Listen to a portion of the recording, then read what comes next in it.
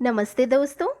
My voice अल्फाज में आप सभी का बहुत बहुत स्वागत है। आज मैं आपके लिए लेकर आई हूँ मालती जोशी जी द्वारा लिखी कहानी मोरी रंग दी चुनरिया। सफ़र की थकान इतनी थी कि बिस्तर से उठने का मन ही नहीं था, पर खुशी के मारे नींद ही नहीं आ रही थी। यह खुशखबरी किसी को सुनाने के लिए मन व्याकुल हो रहा था। कम से कम जया को तो बताना ही पड़ेगा, नहीं तो वह मेरे प्राण ले लेगी। वैसे भी आज की खुशी का सबसे ज़्यादा हक उसका ही है। उसी ने इस रिश्ते के लिए इसरार किया था, वरना हम नौकरी पेशा लोग इतनी ऊंची उड़ान भरने के काबिल कहाँ थे। पर उसी ने बार बार कहा, दीदी मेरा मन कहता है मृणाल की शादी यहीं होगी। तेरे मुंह में घी शक्कर। सिर्फ घी शक्कर से काम नहीं चलेगा, चंदेरी साड़ी लूँगी। अरे बनारसी ले लेना, शादी तो होने दो। बनारसी साड़ी गौतम की शादी पर लूँगी, लड़की की शादी में तुम्हें ज़्यादा नहीं मूडूंगी। मृणाल के लिए मैंने जब से लड़के देखना शुरू किया है, जया उसे अपना कर्तव्य मान बैठी है। मृणाल पर उसकी अपार ममता है। ऐसे वैसे घर की बात तो वह मुझे सोचने भी नहीं देती। एक ही तो लड़की है दीदी, उसे इस तरह निपटाने का भाव मत रखो। 1-2 साल में वह बूढ़ी नहीं हो जाएगी। देर लगे कोई बात नहीं, पर घर वर दोनों को खूब ठोक बजाकर देख लो। ये तो कई बार मजाक में कहते हैं, अच्छा हुआ प्रिंस चार्ल्स की शादी हो गई, नहीं तो तुम्हारी सहेली वहीं बात चलाने को कहती। मैं जया की व्यथा कथा जानती हूँ, इसलिए उसकी व्यग्रता समझती हूँ, पर इन लोगों को यह कौन समझाए, कितनी बार समझाए। जया 4 बजे कॉलेज से लौटती है, तब तक तो मुझे सब्र करना ही था, पर उसके बाद मैंने 1 मिनट की भी देरी नहीं की। टैक्सी में बैठे बैठे यही सोच रही थी कि जया कितनी खुश होगी। खुश तो बाद में होगी, पहले तो मेरी अच्छी खबर लेगी। बिना बताए ही चली गई थी मैं, पर क्या करती, मजबूरी थी। मृणाल ने साफ मना कर दिया था, इसी शर्त पर वह जाने को तैयार हुई थी।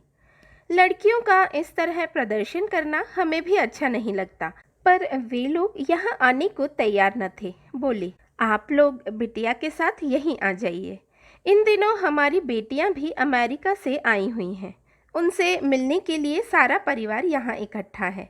आप यहीं आ जाएंगे तो सबको सुविधा हो जाएगी।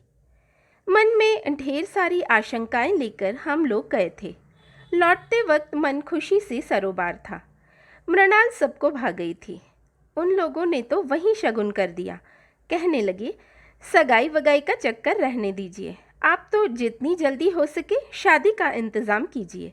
ये लड़कियां महीना 2 महीना भारत में रहेंगी, तब तक हो जाए तो अच्छा रहेगा। हम लोग किसी तैयारी से तो गए नहीं थे, जो कुछ पास था उसी से टीका कर दिया और शादी की तिथि निकलवा कर चले आए। मुश्किल से महीने भर का समय था और करने को कितना कुछ था। उन लोगों ने तो कह दिया था कि ज़्यादा टीम टाम की ज़रूरत नहीं है। हम 20-25 लोग आएंगे, सब परिवार आएंगे। किसी होटल में इंतज़ाम कर दीजिए, शाम को फेरे हो जाएंगे, सुबह हमें विदा कर दीजिए। वे लोग तो इतना कहकर मुक्त हो गए, पर हमारे सामने तो प्रश्न चिन्ह खड़ा हो गया। इतने कम समय में कैसे कुछ हो पाएगा? शादी की लड़की कोई हंसी खेल है? मैडम, कहाँ रोकना है? ड्राइवर ने पूछा तो होश आया कि मैं अपने गंतव्य पर पहुंच गई हूँ। जया के घर के सामने गाड़ी रुकवाकर मैंने जल्दी से पैसे चुकाए और उतर पड़ी। जया से मिलने की कुछ इतनी बेसब्री थी कि घंटी बजाते हुए ध्यान ही नहीं रहा कि दरवाज़ा खुला है। मैंने कुछ झेंपते हुए घर में प्रवेश किया। तब तक बड़ी भाभी बाहर निकल आई। मैंने सोचा अब डांट पड़ेगी, क्या तुम्हें भी इस घर में घंटी बजाकर आना पड़ता है? पर भाभी कुछ नहीं बोली। मैंने ही क्षमा याचना करते हुए कहा, सॉरी भाभी, आपको डिस्टर्ब किया। जया कहाँ है? ऊपर अपने कमरे में। ऊपर जाने का रास्ता भीतर वाले बरामदे में से होकर था। हॉल से गुजरते हुए मैंने देखा 4-5 औरतें बैठी हुई हैं। जया की माँ उनसे बातें कर रही हैं, पर सारा माहौल बड़ा गुमसुम सा है। मेरी बंगाली चौड़े पाड़ की साड़ी को उन्होंने इस तरह घूर कर देखा कि मुझे संकोच हो आया। अपनी कलफदार पटलियों को और लहराते पल्लू को सबकी नज़रों से बचाने में मैं इतनी व्यस्त हो गई कि जया की माँ को ठीक से नमस्ते भी न कर सकी। सीढ़ियाँ चढ़ते हुए भान हुआ कि उन्होंने भी तो मेरा कुशल क्षेम नहीं पूछा, इतने दिनों तक न आने का उलाहना नहीं दिया। और तब याद आया कि बड़ी भाभी ने भी तो आज बात नहीं की, नहीं तो ऐसा कभी नहीं हुआ कि दोनों भाभीयों से मीठी रार तकरार किए बिना मैं ऊपर गई हूँ। जया के कमरे में एकदम सन्नाटा था। चौबीसों घंटे चीखने वाला टेप रिकॉर्डर चुप था और महारानी पलंग पर लेटी हुई आशापूर्णा देवी का कोई उपन्यास पढ़ रही थी। आहा, दीदी आई हैं। मुझे देखते ही वह पुलकित होकर बोली और मेरा मन एकदम हल्का हो गया।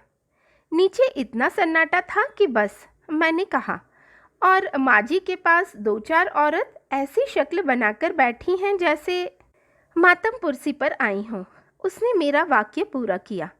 वे वाकई मातम पुरसी पर आई हैं। अरे, मुझे अब अपने कपड़ों पर सचमुच शर्म आ रही थी। कौन? मेरा मतलब है किसका देहांत हो गया? हमारे श्रीमान जी गुजर गए। उसने सपाट स्वर में कहा। कौन श्रीमान जी? एक ही तो थे दीदी, मेरी कौन 10-20 शादियां हुई हैं? उसने कहा। उसके बात करने का लहजा कुछ ऐसा था कि सांत्वना की गुंजाइश ही नहीं थी।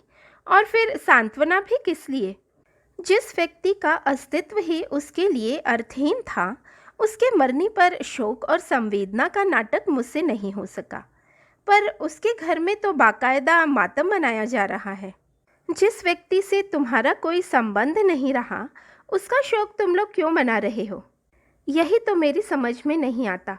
हमें तो उन लोगों ने खबर तक नहीं दी, कोई सवाल ही नहीं था। किसी तीसरे व्यक्ति ने पत्र लिखा है जो यहाँ चौथे पांचवें रोज पहुँचा है, और बस यहाँ बाकायदा मातम शुरू हो गया। इन लोगों ने मेरी चूड़ियाँ नहीं फोड़ी, यही गनीमत है। छी, कैसी बातें करती हो? मैंने सिहर कर कहा। सच कह रही हूँ दीदी, मुझे कमरे में कैद करके रख दिया है।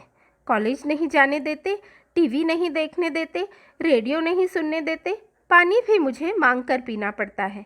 मुझे कोई घड़ा नहीं छूने देता। क्या कहती हो? सब अम्मा का पागलपन है। मेरी सास मरी थी तब भी यही नाटक हुआ था। मुझे तो सुनकर ही वितृष्णा होने लगी थी। पता नहीं जया कैसे सहन कर रही थी। अच्छा जया, चलूँगी अब, फिर कभी आ जाऊँगी। मैंने एकदम उठने का उपक्रम किया तो उसने हाथ पकड़कर बिठा लिया। ऐसे कैसे चली जाएंगी? जो कहने आई थी वह तो कहिए। वह सब कहने का अब उत्साह ही कहीं बचा था। मैंने कहा, तुम कॉलेज नहीं आई तो बस देखने चली आई थी कि क्या बात है। झूठ मत बोलिए। आप कॉलेज गई होती तो यह खुशखबरी आपको कब की पता लग जाती। कल ही तो पूरा स्टाफ मिलने आ गया था। हे भगवान, जया ने कैसे सामना किया होगा उन सब का, खासकर मिसेस माथुर और मिसेस मालवीय जैसे लोगों का। उसने जैसे मेरे मन की बात पढ़ ली। बोली, भाभी उनसे नीचे ही निपट ली। मैंने साफ कह दिया था कि किसी को ऊपर भेजने की ज़रूरत नहीं है। आश्चर्य है, मुझे किसी ने नहीं रोका। आपकी बात अलग है दीदी, सब जानते हैं। आपसे मिलकर मुझे खुशी होती है, बल्कि आप अगर नीचे से ही लौट जाती तो मुझे बेहद दुख होता, क्योंकि मैं जानती हूँ आप क्या कहने आई थी। बताओ। मृणाल की बात पक्की हो गई है, ठीक है ना? तुमने कैसे जाना? आपके चेहरे से ही पढ़ लिया था। आपके कमरे में आते ही जान गई थी, पर सोचा पहले अपनी खबर सुना दूँ, फिर आपकी सुनूंगी। उसके कहने का ढंग कुछ ऐसा था कि मुझे बरबस हंसी आ गई। शोक और संजीदगी का जो आवरण ओढ़ रखा था गिर पड़ा। कमरे में आने के बाद पहली बार मैंने खुलकर सांस ली। और सुनाइए, उन लोगों को आपने कैसे पटाया? मैं जैसे इस क्षण की बाट ही जोह रही थी। फौरन शुरू हो गई। जया से यह सब कहे बिना मुझे चैन भी नहीं आता। वहाँ का सारा हाल बयान करने के बाद मैं घर परिवार का वर्णन करने बैठ गई। संयोग से उनका सारा कुनबा उन दिनों वहाँ इकट्ठा था। मुझे सबको देखने सुनने का मौका मिल गया था। जया, मृणाल की मौसेरी सास तो एक नमूना है। अच्छा हुआ तुम साथ नहीं थी, नहीं तो। मृणाल की हंसी पर काबू पाना मुश्किल था। शायद इसी वजह से शादी टूट जाती। अच्छा, उनमें ऐसी क्या खासियत है? अरे पढ़ी लिखी तो कुछ खास है नहीं, पर दिन भर अंग्रेजी की टांग तोड़ती रहती हैं। हमारे यहाँ तो सर्वेंटों की बहुत प्रॉब्लम है। ये पिक्चर तो लेडीजों के लायक है। हमारे चिल्ड्रंस तो बहुत शैतान है। मैंने ठीक ही कहा था। मेरे मुंह से सुनकर जया को भी हंसी का दौरा पड़ गया था। वहाँ तो पता नहीं क्या करती, पर जया की हंसी एकाएक थम गई। मैंने पलटकर देखा, दरवाजे में छोटी भाभी खड़ी थी। यह किस बात पर इतनी हंसी आ रही थी? उनके स्वर में उपालंब था। मैं तो शर्म से कड़ ही गई। जया ने जैसे मुझे उबारते हुए कहा, भाभी, मृणाल की शादी तय हो गई है। दीदी ने लगे हाथ सगाई की रस्म भी निपटा दी है। चलो, यह तो बहुत अच्छा हुआ। भाभी ने निर्लिप्त भाव से शिष्टाचार निभाया। उसमें कहीं कोई खुशी का भाव न था। न उन्होंने घर या वर के बारे में कुछ पूछा। मैं एकदम खड़ी हुई। जया, अब चलूँगी, बहुत देर हो गई। इस बार जया ने मुझे रोकने का प्रयास नहीं किया। भाभी पता नहीं किस काम से ऊपर आई थी। उसे भूलकर मेरे साथ ही नीचे उतरने लगी। बीच सीढ़ियों पर बोली, दीदी एक बात कहूँ, बुरा तो नहीं मानोगी? कहिए। ऐसे शुभ कार्य की चर्चा आज इस घर में नहीं करनी थी। इसमें अपशगुन होता है। चर्चा मैंने नहीं की, जया ने ही चलाई थी भाभी। उसने पूछा तो मुझे बताना पड़ा, नहीं तो शायद मैं वैसे ही लौट जाती। पर भाभी, मैं यह नहीं मानती कि इससे अपशगुन होता है। अब आप नए ज़माने की हो, तो क्या आप कोई पुरखा पुरनिया हो? आप इन ढकोसलों पर विश्वास कर लेती हैं? यह ढकोसला नहीं, रिवाज है दीदी। यह कैसा रिवाज है? जिस आदमी का इस घर से कोई संबंध नहीं रहा, जया कभी जिसकी दहरी नहीं चढ़ी, जिसके नाम से उसने कभी मांग नहीं भरी, मंगलसूत्र नहीं पहना, 20 साल से जिसकी शक्ल भी नहीं देखी, उसका मातम आप लोग क्यों मना रहे हैं? क्यों उस पर लाद रहे हैं? मरने वाला हाड़ मास का आदमी था दीदी। दुनिया में रोज़ सैकड़ों हाड़ मास के आदमी मरते हैं भाभी, लेकिन सबके साथ हमने फेरे तो नहीं लिए होते। मैं हतबुद्धि होकर उन्हें देखती रह गई। उसके बाद उस घर में एक पल भी ठहरना मेरे लिए दूभर हो गया। मेरी सारी खुशी हवा हो गई थी। मन इतना उद्भ्रांत हो गया था कि घर लौटकर मैंने नौकर को बिना बात के डांट दिया। कमरे की बेतरतीबी पर मृणाल को इस बुरी तरह झिड़की दी कि वह सिसकने लगी। खाने की मेज़ पर इनसे बिना वजह ही लड़ बैठी, पर सबने मुझे माफ़ कर दिया। सब समझ गए कि अब मुझ पर शादी का टेंशन आ गया है और महीना भर किसी की खैर नहीं है। शादी, हाँ, पिछले कुछ दिनों से मैं केवल मृणाल की शादी के बारे में ही सोचती रही हूँ। रात में सपने भी उसी के देखती रही हूँ, पर आज की रात जया के नाम थी। मेरे मानस पटल पर उसकी शादी के कई चित्र बनते बिगड़ते रहे। मैं उस शादी में उपस्थित नहीं थी। हम लोगों का परिचय तो बहुत बाद में हुआ, पर जो कुछ सुना था वह मेरी कल्पना शक्ति के लिए काफ़ी था। बहुत ऊंचे घर में जया का संबंध हुआ था।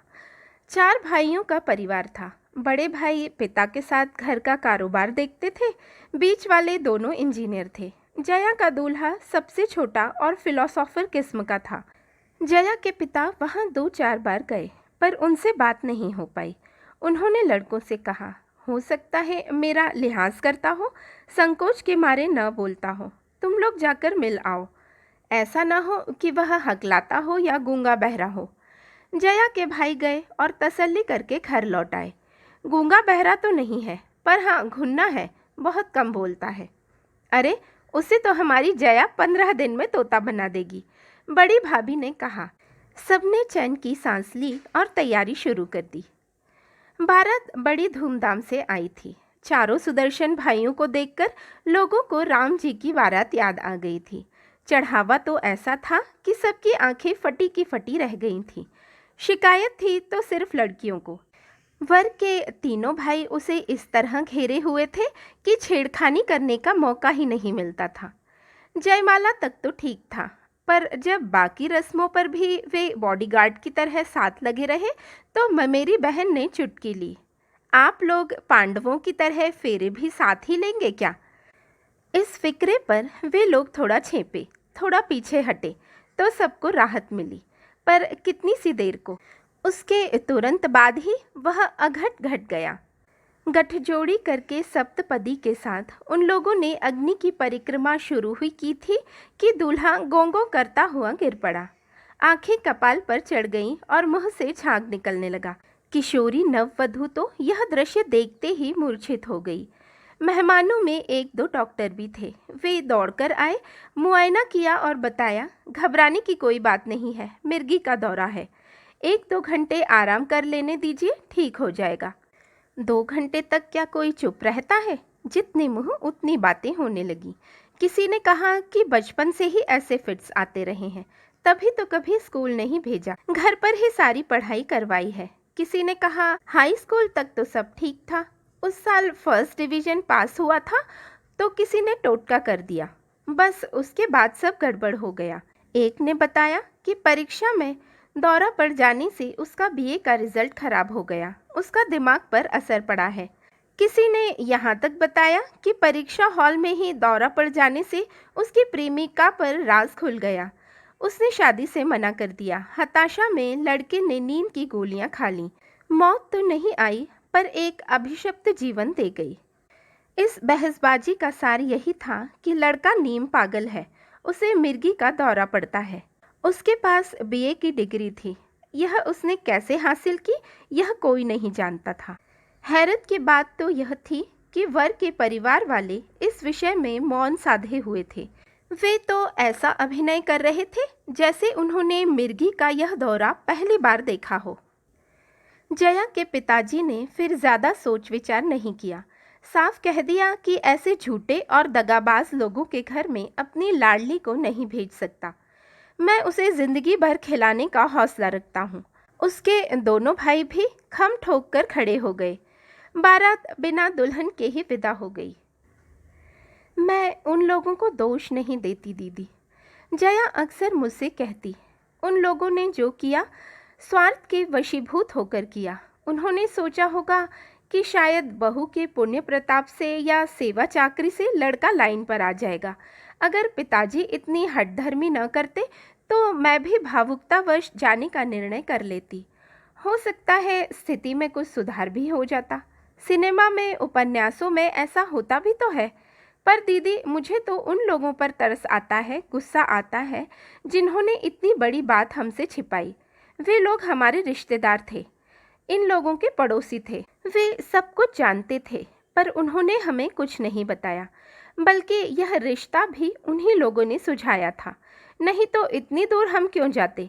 दूरी के कारण ही पिताजी ठीक से अता पता नहीं कर सके। वे तो अपने बंधु बांधवों के भरोसे निश्चिंत बैठे रहे। उन्हें क्या पता था कि वे लोग इस तरह पीठ में छुरा भोंक देंगे। बंधु बांधव और करते ही क्या है, मैं कहती। इसलिए तो कौरव पांडवों की कहानी बार बार दोहराई जाती है। दुनिया में रोज महाभारत होती है। इस हादसे के बाद साल भर तक जया घर में मुंह छिपाए बैठी रही। पर इस तरह कब तक चलता? कभी तो उसे खोल से बाहर आना ही था। उसकी पूरी जिंदगी उसके सामने फैली पड़ी थी। मन को मजबूती से थामकर उसने बीए की पढ़ाई पूरी की, फिर एमए में गोल्ड मेडल लिया और हमारे कॉलेज में लेक्चरर हो गई। मैंने और उसने एक ही दिन ज्वाइन किया था। हमारी नौकरी और दोस्ती की शुरुआत साथ ही हुई थी।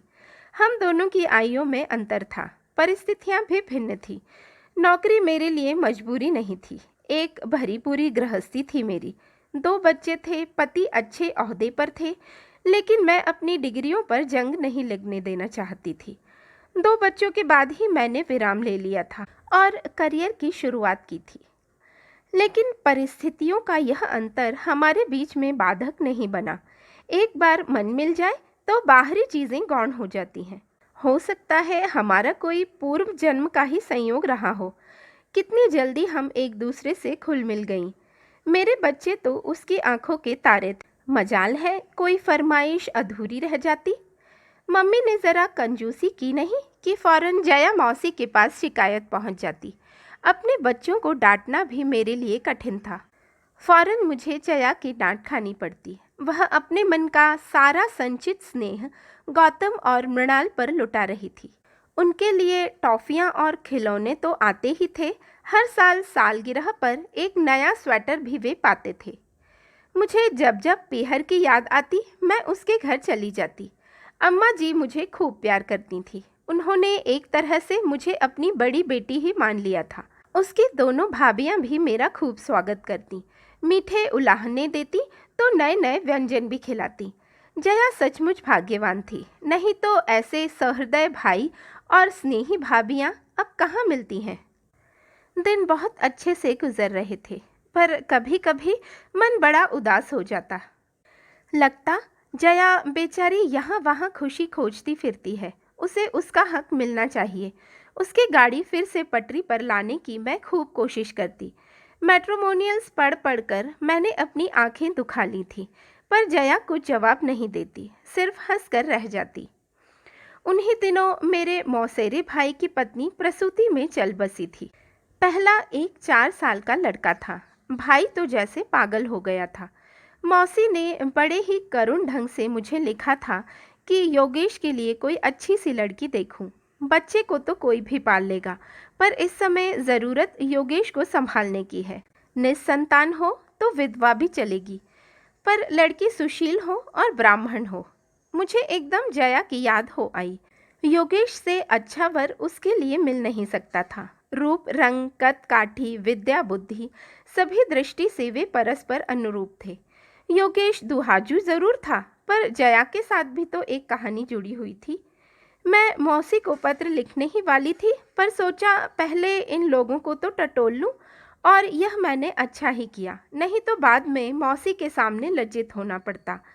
उस घर में इस विषय पर कोई बात करना ही नहीं चाहता था। भाभीियों ने मुझे अम्मा जी के पास ढेल दिया और अम्मा जी ने पिताजी के पास भेज दिया। वैसे तो जया के पिताजी भी मुझसे बहुत स्नेह करते थे, पर उन्होंने मेरा ज़रा भी लिहाज नहीं किया और एक वाक्य में ही सारी बात खत्म कर दी। बोले, बेटी उसके भाग्य में जैसी शादी लिखी थी हो गई। हमारे खानदान में लड़की पर बार बार हल्दी नहीं चढ़ती। बात आई गई हो गई। हिंदुस्तान में लड़कों की शादी तो रुकती नहीं है। 4 महीने बाद ही योगेश का विवाह एक सुंदर सुशील कुंवारी कन्या से हो गया, पर जया का प्रश्न तो यथावत था। मैंने उससे कहा, जया, अपने जीवन की गुत्थी तुम्हें ही सुलझानी होगी। कानूनी कार्रवाई में जो मदद चाहोगी हम करेंगे, पर पहल तो तुम्हें ही करनी होगी। वह बोली, दीदी, बुढ़ापे में पिताजी को दुख देने की इच्छा नहीं होती। इतनी बदनामी शायद वे झेल नहीं पाएंगे। जब तक जया के पिताजी जीवित रहे यह विषय फिर से उठाने का प्रश्न ही नहीं था। 3 साल पहले जब उनका देहांत हुआ, जया 35 पार कर चुकी थी। एक दिन यूं ही विषय छिड़ गया था तो बोली, इस उम्र में शादी करती क्या मैं अच्छी लगूंगी? इतनी निकल गई तो आगे भी कट जाएगी। अम्मा भी क्या सोचेंगी, जैसे मुझे पिताजी के मरने का ही इंतज़ार हो। इस निरानंद जीवन की अभ्यस्त हो चली थी जया कि परिस्थितियों ने फिर नया मोड़ ले लिया है। जो सुख कभी उसका था ही नहीं, उसके छिन जाने का आत्मीय स्वजन शोक मना रहे हैं, और लोकाचार के इस चक्रव्यूह में वह निरीह लड़की बुरी तरह घिर गई है। शादी के 15 दिन पहले मैंने छुट्टी ले ली, लेनी ही पड़ी। जया ने तब तक ज्वाइन नहीं किया था। जब वह दोबारा कॉलेज जाने लगी तो मुझे आशा थी कि कॉलेज आते जाते किसी दिन वह ज़रूर आएगी, सारी तैयारियों का मुआयना करेगी, मेरी आलोचना करेगी, सलाह देगी, पर वह एक बार झांकी तक नहीं। मैंने कितने दिनों तक कार्ड्स नहीं छपवाए। उसे बहुत चाव था। जब भी किसी का कार्ड देखती कहती, दीदी, मृणाल की शादी में कार्ड्स का कॉन्ट्रैक्ट मुझे देना, देखना ऐसा डिज़ाइन करूँगी, वो शानदार मैटर होगा कि लोग हॉल में सजा कर रखेंगे। रिसेप्शन का मेन्यू बनाते हुए उसकी इतनी याद आई, सुनार की दुकान पर अकेले पाँव देने का मन ही नहीं हो रहा था।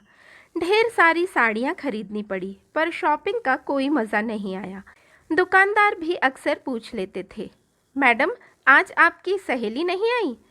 मैंने तो कभी सोचा भी नहीं था कि वह मेरी ज़िंदगी का इतना ज़रूरी हिस्सा बन गई है। कार्ड देने तो उसके यहाँ जाना ही था। हम लोगों ने पूरे परिवार को सादर आमंत्रित किया। फिर मैंने जया से कहा, तुम्हें तो पूरे 2 दिन की छुट्टी लेनी पड़ेगी। मैं कोई बहाना नहीं सुनूंगी। मृणाल को विदा करके ही तुम घर लौटोगी। उसने फीकी हंसी हंसकर कहा, अम्मा से पूछ लो। अम्मा जी तो इनके सामने ज़्यादा बोलती नहीं थी। बड़ी भाभी ने कहा, हम लोगों में से कोई आ जाएगा दीदी, पर जया के लिए इसरार मत करना। देखो अभी 1.25 महीना भी नहीं हुआ है, लोग क्या कहेंगे। कोई बहुत तीखी सी बात मेरे होंठों तक आई थी, पर मैं जब्त कर गई। इनके सामने तमाशा करने की हिम्मत नहीं पड़ी, और फिर कहने से फ़ायदा भी क्या था। बेकार अपना ही मूड खराब होता। हम लोग चलने लगे तो जया ने मुझे एक और बुलाकर कहा, दीदी मेरी एक बात रखेंगी? कहो। मृणाल को दुल्हन के रूप में देखने का बहुत अरमान है। 10 मिनट के लिए ही सही उसे मेरे पास भेज सकेंगी? ओह श्योर, मैंने कहा। उस समय उसका कंठ इतना भीगा हुआ था कि उसकी कोई भी विनती मैं टाल नहीं सकती थी। मन में बस यही कसक बनी रही कि जया नहीं आई। बाकी सारा आयोजन इतना सफल रहा जिसकी हमने कल्पना भी नहीं की थी। बाराती तो कुल जमा 25 ही थे, पर घरातियों की संख्या उनसे 10-20 गुना अधिक थी। मेरा स्टाफ था, इनका स्टाफ था, मृणाल की सहेलियां थी, अड़ोसी पड़ोसी थे और थे ढेर के ढेर रिश्तेदार। पर कहीं कोई बद इंतज़ामी नहीं हुई। मंडप की साज सज्जा से लेकर भोजन की व्यवस्था तक कहीं किसी को शिकायत का मौका नहीं मिला। दूल्हे के चुनाव को लेकर सभी ने हमें बधाइयों से लाद दिया। खुशी का वह भार मुझसे संभाले नहीं संभल रहा था। मृणाल तो उस दिन इतनी प्यारी लग रही थी, लग रहा था कहीं मेरी ही नज़र न लग जाए।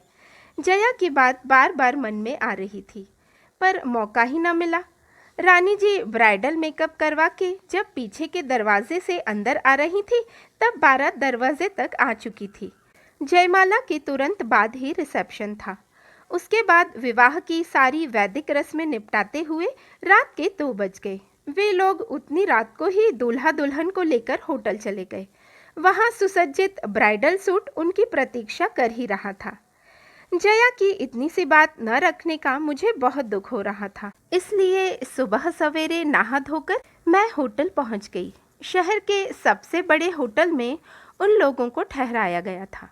हमें 25 लोगों का भी खर्चा भारी पड़ रहा था, पर ये बोले उन लोगों ने हमसे कुछ मांगा भी तो नहीं, फिर इंतज़ाम में कंजूसी क्यों करें। मान लो 200 बाराती लेकर आ जाते, तब तो धर्मशाला में भी हमारे परखच्चे उड़ जाते।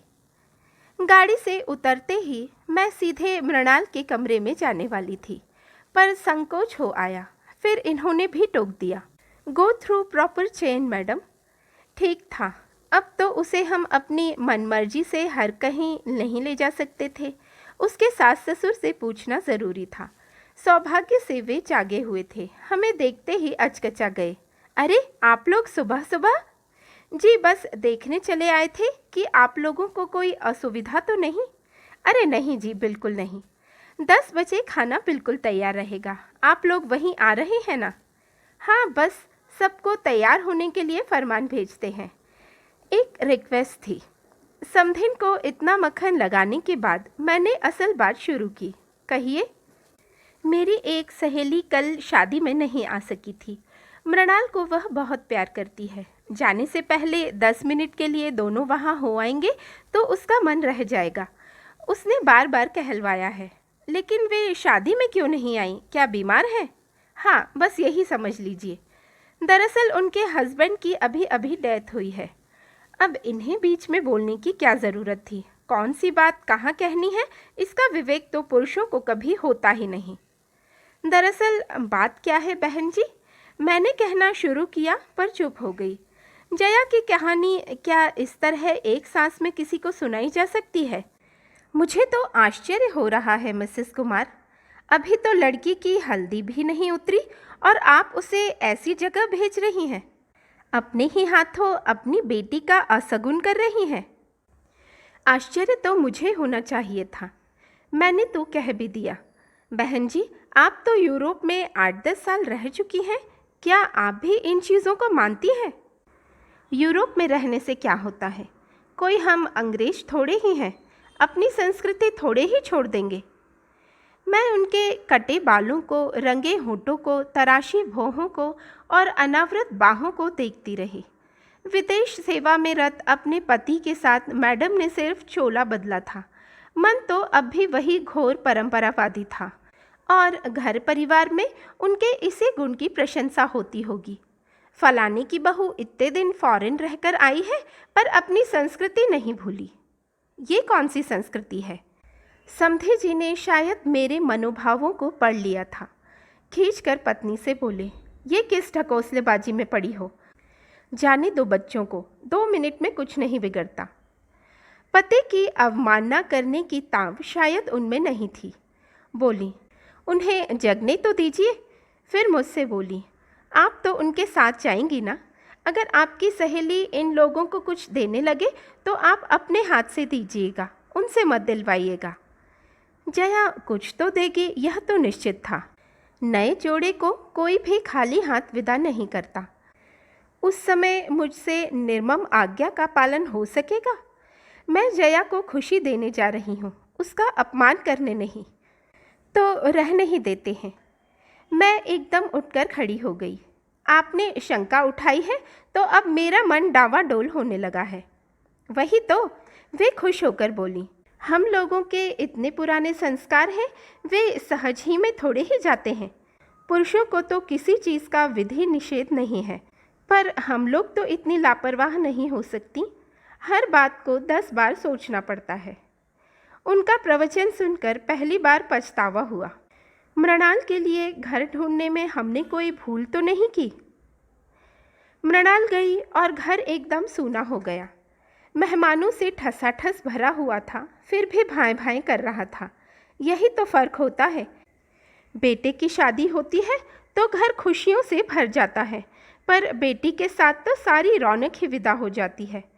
करने को तो अब भी कितने काम थे, पर पहले वाले उत्साह का कहीं अंश मात्र भी शेष नहीं था। 4-5 दिन बाद फोटोग्राफर एल्बम बनाकर दे गया तो मुझे जैसे एक खिलौना मिल गया। मैं घंटों बैठी अपनी लाडली को निहारती रहती, हर आने जाने वाले को दिखाती रहती। उस दिन भीड़भाड़ में तो किसी को ठीक से देख नहीं पाई थी। मेरे मन मस्तिष्क पर तो मृणाल और किशोर छाए हुए थे, पर अब फुर्सत से बैठकर मैं सबका मुआयना कर रही थी और सहसा मेरी आंखें जया की भाभी पर अटक गईं। उस दिन केवल उसके छोटे भाई और भाभी ही आए थे। वे भी खाने के लिए नहीं रुके, बस लिफाफा पकड़ाकर चले गए थे। कैमरे ने उन्हें वर वधू को आशीर्वाद देते हुए कैद कर लिया था। भाभी की साड़ी देखकर मेरे मन पर सांप लौट गया। यही साड़ी थी जो हम लोगों ने पिछले वर्ष बेंगलोर में खरीदी थी। पिछले वर्ष कॉलेज की ट्रिप दक्षिण भारत गई थी। पूरे रास्ते में हम लोग साड़ियाँ और नग वाले गहने खरीदते रहे। जया ने गहरे हरे रंग की कांजीवरम खरीदी थी, जिसका लाल और सुनहरी बॉर्डर था। उसने कहा था, दीदी इसका उद्घाटन मृणाल की शादी में करेंगे।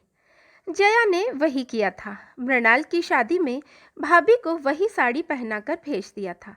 अच्छा हुआ जो उस दिन मेरा ध्यान नहीं गया, नहीं तो मूड इतना खराब होता कि बस। तो क्या जया अब वह साड़ी कभी नहीं पहनेगी? वैसे मुझे उस पर गुस्सा भी आ रहा था। शादी में नहीं आई तो ना सही, पर बाद में तो आ सकती थी। क्या उसे एल्बम देखने का भी चाव नहीं रहा, या कि वह मुझ पर नाराज है? पर मैं उसे कैसे समझा पाऊंगी कि मैं मृणाल को उसके पास क्यों नहीं भेज सकी। पूरे 1 महीने की छुट्टी के बाद दोबारा कॉलेज जाते हुए मन खुशी से सराबोर था। पहले ही दिन शादी का एल्बम साथ ले जाना मैं नहीं भूली थी। स्टाफ रूम में दिन भर अच्छा शगल चलता रहा। मुझे लोगों ने दोबारा बधाइयों से लाद दिया, तारीफों के पुल बांध दिए। मैं भीतर ही भीतर पुलक से भर उठी, पर जया को देखते ही सारी खुशी को पाला मार गया। उसने तो सचमुच ही जैसे वैराग्य धारण कर लिया था। मुझे तो उसके पास बैठकर बात करने में भी संकोच होने लगा। मैं तो उससे लड़ने का इरादा लेकर आई थी। मुझे उससे माफ़ी भी मांगनी थी, पर दोनों ही बातें नहीं हो सकी। उसके सूखे चेहरे और रूखी वेशभूषा से अभ्यस्त होने में मुझे 4-5 दिन लग गए। उसके बाद मैंने कहा, जया बाजार कब चलना है? किस लिए? चंदेरी साड़ी लेनी है ना? अरे दीदी, मैंने तो मजाक किया था। लेकिन मैंने तो मजाक नहीं समझा था। अब आप क्या लड़की की शादी की साड़ियाँ बांटती फिरेंगी? रहने दीजिए, गौतम की शादी पर सोचेंगे। लड़का हो या लड़की, क्या फ़र्क पड़ता है? दोनों की शादी में माँ बाप को खुशी तो होती ही है। और फिर लड़के का क्या ठिकाना? कल को कनाडा से एक मेम ले आएगा और कहेगा, मम्मी यह रही तुम्हारी बहू। तब क्या होगा? मेरे सारे अरमान धरे के धरे रह जाएंगे। मेम बहू आएगी तो क्या आप हमें साड़ी नहीं देंगी? फालतू बातें बंद। यह बताओ, बाजार कब चलना है? अभी रहने दीजिए दीदी, अभी बाजार जाती क्या मैं अच्छी लगूंगी? जया, यह तुम्हें क्या होता जा रहा है? मैंने कहा। कहना तो और भी बहुत कुछ चाहती थी, पर चुप रह गई। सचमुच इस लड़की को क्या होता जा रहा है? कपड़े तो जैसे भी पहन रही है ठीक है, पर शरीर भी तो सूखता चला जा रहा है।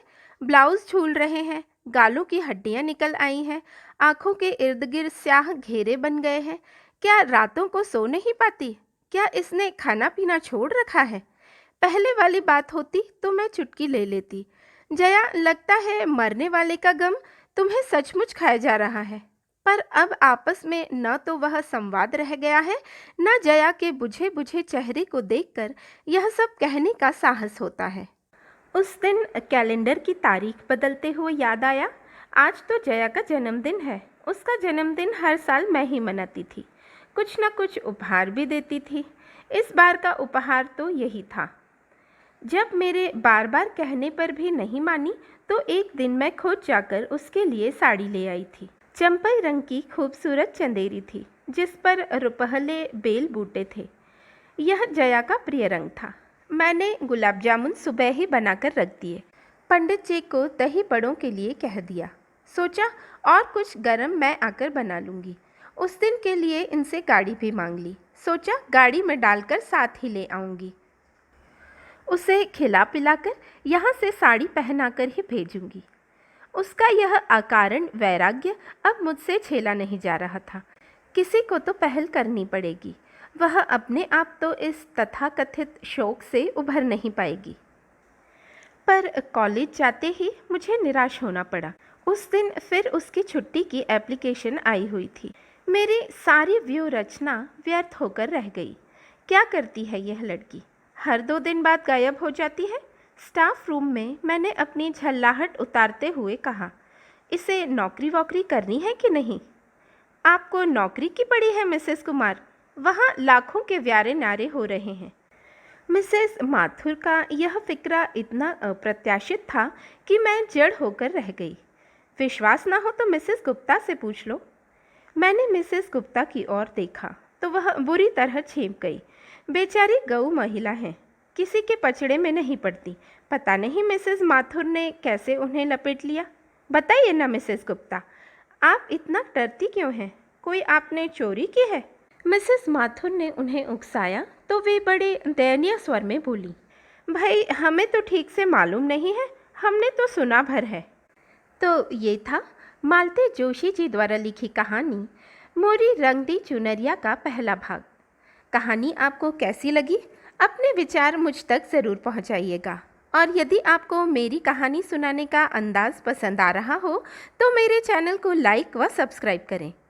फिर जल्द ही मिलते हैं कहानी के दूसरे व अंतिम भाग के साथ। तब तक खुश रहिए, स्वस्थ रहिए और अच्छी अच्छी कहानियाँ सुनते रहिए। धन्यवाद।